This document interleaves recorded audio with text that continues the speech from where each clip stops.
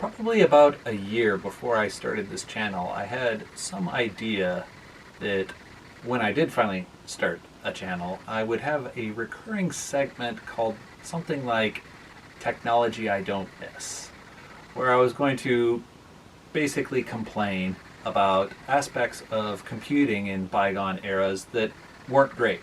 I mean, it wasn't all SID chips and copper bars. There were some aspects of computing back in the day that were just awful. Sometimes when I have to, I don't know, configure some 486s to play networked Doom over IPX, I wonder, my God, how did we even use this crap? But before I did any of that, I wanted to get a few videos on the channel where I was more positive, or at least neutral, about some of the technology of bygone eras. One of the pieces of technology that I had targeted for not missing was the humble floppy disk. All of the first computers that I ever used were entirely floppy disk based. I didn't have access to a hard disk for a very long time, and I managed to miss the era that was primarily cassette tape based, fortunately. But something happened about a month ago that made me reconsider and made me think, have we been too hard on the floppy all this time? My earliest serious foray into computing was in the summer between 6th and 7th grade in 19... at the Salem Public Library, of all places. I had just learned about Dungeons and Dragons and was kind of getting into computers, so I spent a lot of time that summer at the library. In the basement of the library, they had this awesome computer room where anyone with a library card could book time on the computers in this lab for an hour at a time. And they had a great selection of stuff down there. They had an Apple IIe, an Apple IIc, some kind of IBM PC clone, I don't remember what it was, a PC Junior, some kind of original Mac, I don't remember what model it was, and they had a weird CPM luggable that I've tried to figure out what it was based on my memory and looking for pictures on the internet, and I can't figure it out for the life of me. So I spent a crap ton of time down there playing games and learning about computers. I spent a lot of time on the Macs making Dungeons & Dragons character sheets. And this is when I first got some floppy disks and learned the magic of software piracy. Yes, I copied that floppy. So about 2 years ago, my uncle, who was living in Salem, was going to move to the far, far end of Washington State. He was going through his garage and getting rid of stuff, and he found this box of old computer crap. And he said, you know what? You're going to get more use out of this than I ever will. You should just take it. So I took the box, and yeah, there was some old stuff that I remembered from back in the day. There was a couple like Intel above boards and some other random stuff. And then there was this pile of 5 1/4 inch floppy disks. And I looked at them, and I thought, these are my old Apple II floppy disks from the 80s. What the heck? So I just stuffed them away in a bin somewhere. Later on, I picked up this Apple IIc, and I thought, those disks can't work. No. Now, what the heck? I'll give it a try. So I had quite a collection of good stuff. And you know, some of these are the finest no-name brand floppy disks. Although, you know, Maxell are good. You can see some classy turn a single-sided disc into a double-sided disc with a hole punch, or a pair of scissors, or maybe a machete. I'm not sure. There's another good one here, the double-sided print shop, where it's just punch more holes. Just it'll work. Just keep punching holes, damn it. So I thought, like, none of these could possibly work. So, well, I popped one in.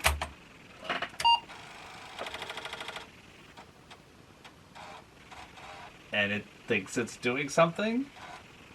Oh my god, it's loading. How do these floppy disks stored in a garage for 30 years in the worst possible conditions, they just work? They just work like they did in 1980 whatever. And there's some, I went through all of them, and so far all of them that I've looked at work like a champ, which just amazes me. I could even load my old Bard's Tale characters. I had some Lode Runner maps that I had made myself. My Ultima 4 characters, which this game, I did a blog post a few years ago. I never finished this game back in the day. I played this game for months and months and months, and 12-year-old me was just not up to the task.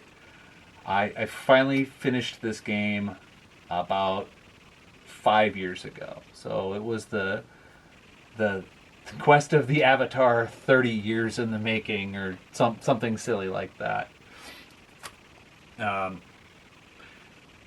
But the one thing that I definitely remembered is, what was the deal with people in the 80s and this obsession with biorhythms? Like, what the heck? Every computer, I've found so many different biorhythms programs on. So I've got this one on the Apple II. I have some cassette tapes for VIC-20 that have them, that I got at a garage sale or something. I think I have some Commodore 64 floppies that have them. I have a book that has a type-in biorhythm basic program for the TI-99. Like, what the hell? What was the obsession with biorhythms? And now, I talk to people, much younger than me about them, and they look at me like I'm speaking to them in Chinese. They have no bio what now? Doesn't even. So, one of my favorite games on the Apple II that I remember very clearly from playing a lot of back in the day was Bolo B. And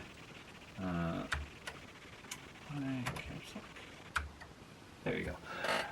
And for whatever reason, this game never made it to any other platform. And it is such a cool game. Now, the controls are a bit crazy. They seem massively overcomplicated. But it's basically a tank game where you drive around in a maze shooting giant bugs? I don't know. I don't know what the premise is, but I always thought it was super cool. Let's see.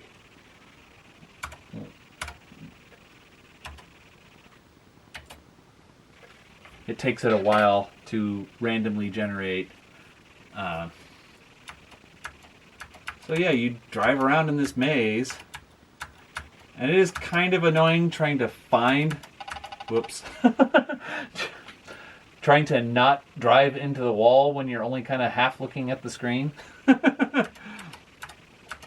If anyone knows of a version of this game that was done for any other system, I would love to know about it. Although, I can play... Oh, hey, there's one of the bugs. Bye, bug. I can play it on this now that I've found my disc from 30 years ago.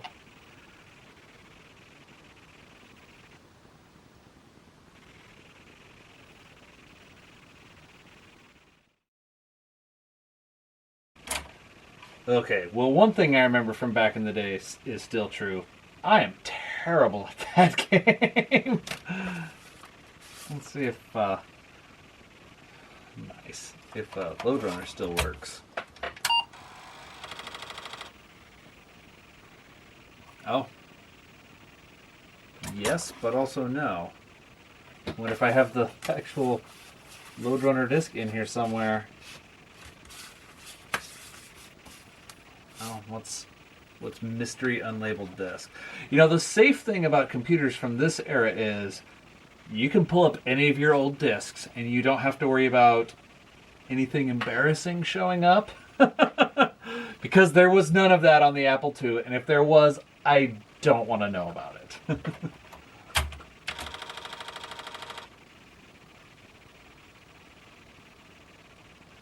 Alright, so that's nothing. See this one labeled monster. What's that about? Nice, like, looks like I went after this with a pair of scissors or a machete or, I don't know, something. I don't know the right way to do this, so I just turn it off for a bit. I know there is a right way to do it, but I don't know what it is.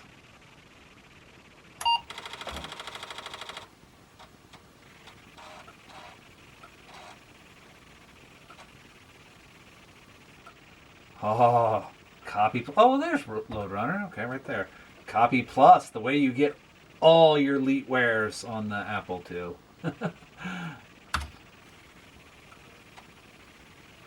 Error. A problem with one of these floppies. How could they after all these years? But okay, so this one I remember. This one is funny. So it's actually called Puckman, and this I think is really classy. I thought it was super irritating back in the day, but now I wish every arcade game port was like this. I'll just wait and wait and wait. You know, they still work after 30 years, and you know what? They're still slow. They're still really slow. Oh, this looks odd. Okay.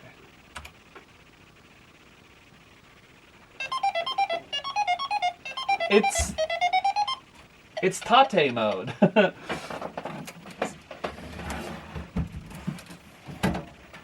But then, so you rotate it so that it looks right, and if I remember, that makes the controls then be screwy. What are the controls? Well, the controls are, oh wait, it might be the arrow keys in this one. It might be something sensible. Yes. So, no? So left and right is up and down now, but what's left and right? Oh, wait. So Z did something. This is ridiculous. Wait, maybe A and Z are supposed to be up and down then. No? I don't know. Ridiculous old games. Anyway, but I thought this was so cool. I mean, I think it's so cool now. When I was trying to play this game in the Salem Public Library, I wasn't going to turn the monitor on its side. And it looked super weird in the landscape orientation, and I don't know. I thought it was stupid. But I kept it, and it still works, so what are you going to do? So I think that's going to wrap it up for this video. This is just a short one to kind of reminisce about how maybe floppies weren't as terrible as we all remember. I'm going to do a follow-up video to this, where I'm going to talk a bit about this piece of ridiculousness. External floppy drives were pretty common on almost every kind of computer in the 80s, but this one is weird and a bit special, but I'll save that for the next video. Also, if anyone remembers the computer lab at the Salem Public Library from back in the 80s, and especially if you have any pictures of that lab, please let me know. A couple of years ago when I did the blog post about finally finishing Ultima 4, which was a legit copy on the PC, by the way, I reached out to the Salem Public Library and asked them, is there anything left from that computer lab? Are there any pictures of it? Anything? And they didn't have anything. And in fact, they told me if I had anything, they'd love to have it because they know that's a cool piece of their history. So it's, all but gone. If you happen to have any pictures of that, please let me know. I would love to have copies of those. That would be pretty special. Anyway, until next time, try to only remember the good stuff.